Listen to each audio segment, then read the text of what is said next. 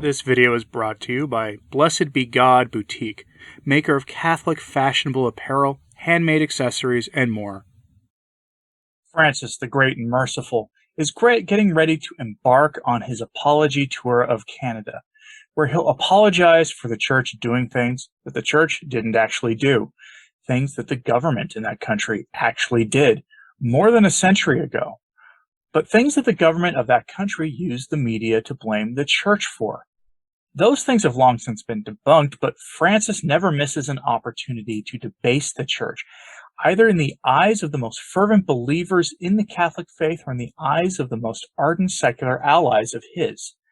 But that's not stopping him from going on his apology tour and performing what is called a smudge Eucharist, which will blend pre-Christian local practices into the Eucharistic offering, which sounds suspiciously Pachamama-esque to me. But it's all part of the plan. Francis hates everything preconciliar, and that hate of the preconciliar means that he has no love for a coherent vision of the Catholic faith. This view reduces Catholicism to a brand to be exploited for purposes other than the salvation of souls. This kind of thinking is really nothing new in the Church. It goes back as far as the implementation of Vatican II at least, if not to the actions of the Pariti at the Council and before. If you don't know who they were, the Pariti were experts who the bishops used to help them direct the council, and are the ones third most responsible for the Vatican turning out the way that it did for Vatican II and the end result, with the second most responsible being the bishops who actually did the work at the council and implemented it afterwards. And the person most responsible was, of course, the Pope at the time, Paul VI, who is, of course, where the buck stops with all things everywhere. That's how things happened there. Benedict XVI, early in his reign, warned us about the kind of thinking the Bergoglians are engaged in now. Their attitudes towards the grand history of the Church and their attempt to erase the Catholic faith and replace it with a cheap knockoff is nothing new. Dr. Peter Kwazniewski posted a bit of an excerpt from an address by Benedict XVI given early in his papacy in 2005.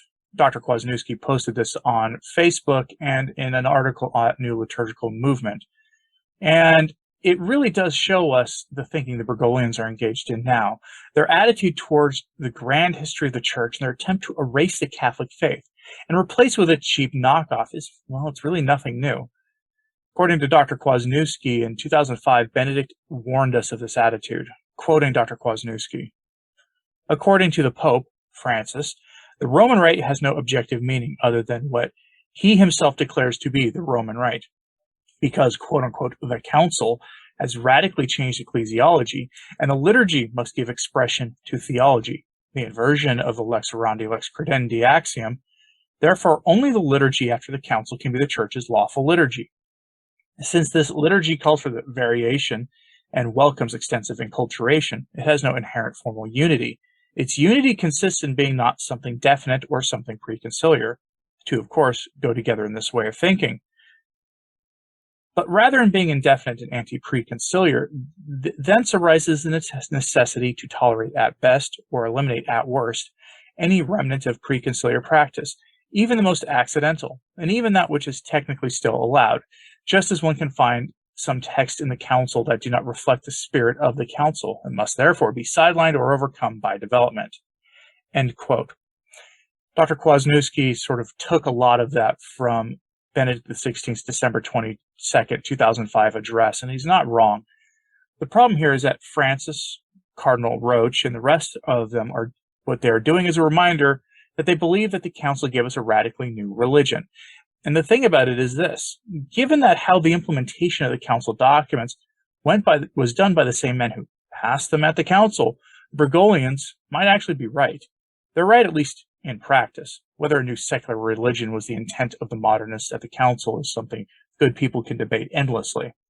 As evidence of this, let's check in with a Jesuit priest we haven't checked in with in a few months, Father Jim McDermott. And I'm going to go out of my way not to call him Pastor Jim like I usually do. I call the Jesuit priests who are the worst of the modernists, quote-unquote, pastor, because they are Protestants who decided to not formally leave the Catholic Church. But they chose instead to try to Protestantize the Catholic Church, as you can see by their actions. And Father Jim here is a prime example of this. Here's what I mean. From America Magazine, headline, I'm a Catholic priest, but please don't call me Father. This was published by America Magazine about a week ago. Father Jim doesn't like that he is called Father and has always been uncomfortable when people do so. Even better, he tried to make himself comfortable by telling himself that people call him Father the same way we call teachers in college professor or doctor, and that it's just a job title, which it isn't. We call priests Father because they are spiritual fathers, like how St. Paul referred to himself as such in the Bible, how St. Paul called Abraham Father Abraham. This goes beyond a job title for the priest. But let's see what Father Jim has to say. Quote, "It's true I've taken vows of poverty, chastity, and obedience, and I've done some interesting and hopefully meaningful things in my life. But I'm also a guy who spends way too much time thinking about Star Wars, Jeff Goldblum, and the future of the Marvel Cinematic Universe. Come to me, my X-Men. And while I take being a priest seriously, I've also lost jobs, screwed up friendships, and recently received my PhD in nursing a grudge. I'm a 52-year-old Scotch-Irish Virgo. It comes with the territory. Catholic priest citing horoscopes and astrology. Okay, then. I'd like to think I'm worth having a conversation with, but your confidence, your faith, take your time. My dislike of the title isn't coming from any lack of self-esteem either. Did I mention I am a Jesuit? No, you made that pretty clear, Father. I think not calling me Father is in your best interest. Before I get ordained, I worked as a teacher at Red Cloud Indian School on the Pine Ridge Red Indian Reservation. The people were fantastic and respectful, but few of them rushed to put too much faith in a new Jesuit coming to work there. They'd all had too much past experience of the dumb things we say and do, and I did. Instead, I had to earn their respect. And it was hard. It forced me to confront my own blind spots and failings. But that made me a better teacher, and eventually, I hope, a better person. We're raised to think that priests are worthy of the utmost regard. But in fact, people in the church today have just as many reasons to be cautious and skeptical of clergy as my students did of me.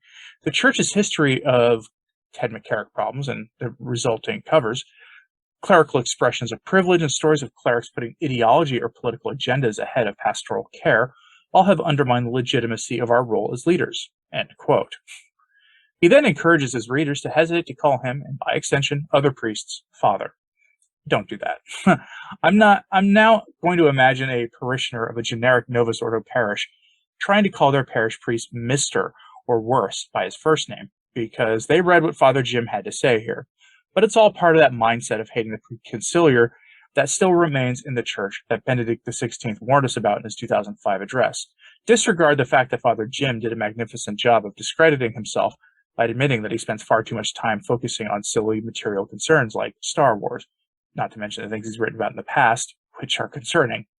We're all guilty of things like this ourselves, and while the priest should smell like the sheep, that doesn't mean they should go rolling around in the dung of the world with us to the point that they're comfortable admitting it in public. The attitude by Father Jim is the relatively harmless version of this attitude we've come to know so well. It does manifest itself quite frequently in more harmful versions of this, though, such as this one from Italian news site Mesa and Latino. Headline: "The abuse of power by the Bishop of Le Mans, France.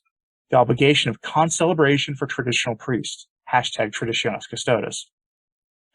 Canon law protects any priest from having the duty imposed upon them to concelebrate the Mass. It protects their freedom of conscience for a variety of reasons. But we're beginning to see traditional priests lose this protection in the name of unity. They've lost their canonical legal rights, their civil rights in the church, for the crime of being traditionalists. This is done at the hands of the Bergoglians. From the article, quote, "In the midst of a jumble of provisions that not only prohibit all sacraments besides the Eucharist, i.e. baptism, marriage, anointment of the sick, but also blessing according to the traditional form, the announcement refuses to confirm according to the usus antiquor, and clarifications such as the prohibition of celebrating a second Mass on the same day in ancient rites on the pretext that there is not a sufficient reason. Monsignor Lassalle puts pen to paper a provision that neither Pope Francis's Rome nor his French brothers most hostile to the traditional liturgy had dared to formalize juridically. The obligation of concelebration for traditional priests, especially for the Chrism Mass." End quote. The point here is that they are trying to get traditional priests to say the new Mass. It's very strange how driven they are to get them to say just one traditional Mass. Their goal is to force them to say the new Mass, essentially to do it by force. This was tried with Archbishop Lefebvre back in the 1970s, and he refused to comply. They still try this tactic almost 50 years later, and for what reason? Unity. Unity through force. Unity by dictatorial decree. Remember, these are the same men who closed our parishes in 2020 and denied us all the sacraments, in a clear kneeling of the Church to the values of the world. The fact is this: they have little to no love for the Catholic faith. There are things that keep them in the structures of the Church, perhaps for branding reasons or for the opportunities given them by the structures of the institutional Church. Likely some of it is fed by some sentimental attachment to Catholic things. They've certainly told themselves that they have the faith, but their actions do speak otherwise. The Jesuit priest I mentioned here has written many articles for America undermining the faith.